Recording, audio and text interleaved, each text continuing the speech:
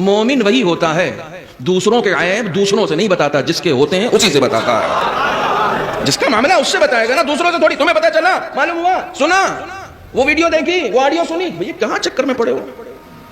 کسی کی عزت اچھالنے کے چکر میں، کسی پر تہمت ترازی کے چکر میں، کسی کی قدر گھٹانے کے چکر میں کہاں پڑے ہوئے ہو؟ آپ کا کچھ نہیں ہے، عزت بھی آپ کی نہیں ہے. وَلِلَّهِ الْعِزَّةُ جَمِيعًا.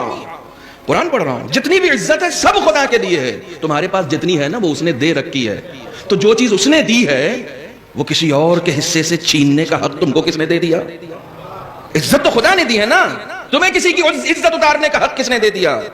اگر وہ تمہاری عزت اتارنے پر آ جائے تو تم معاشرے میں کسی سے ہاتھ ملانے کے قابل نہیں رہو گے. یہ جو عزت دار بنے ہوئے ہو تو اس نے عزت دار بنایا ہے، تم ہو نہیں. اس نے تمہیں عزت دار بنایا ہے. چنانچہ کسی کی عزت کو، کسی کی حرمت کو پامال کرنے کا حق تم کو نہیں ہے.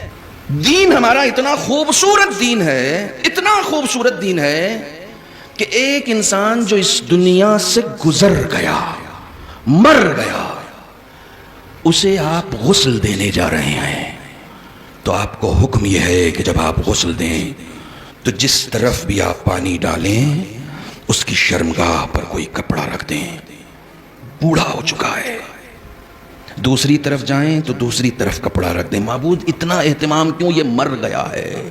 کہا ہم مرے ہوئے کو اتنی عزت دیتے ہیں کہ اس کی آبرو نہ چلی جائے تو زندہ کی کتنی آبرو ہوگی.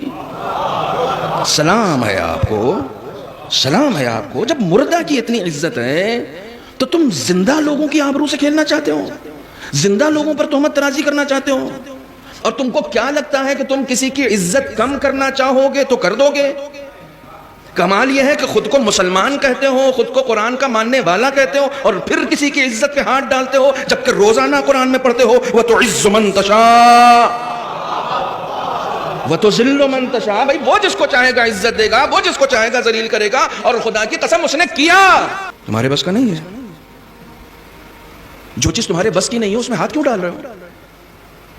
تم کو اپنی عزت گنوانے کا حق نہیں ہے.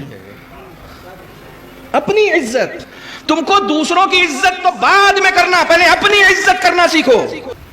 تو اگر میرا نہیں بنتا نہ بن، اپنا تو بن. یعنی دوسروں کی عزت بعد میں، پہلے اپنی عزت کرو. اپنی عزت کیسے کرنی ہے؟ مولا کائنات کہتے ہیں اتقوا مواضع التہم، نہج البلاغہ. ان جگہوں سے بچو جہاں تم پر کوئی تہمت لگا دی جائے. مومن ہو، شراب خانے کے باہر مت کھڑے رہنا. اپنی عزت کرو. مجھے معلوم ہے تم شراب نہیں پیتے، مگر ادھر سے گزرنا بھی مت تاکہ تمہاری عزت کی حفاظت ہو سکے.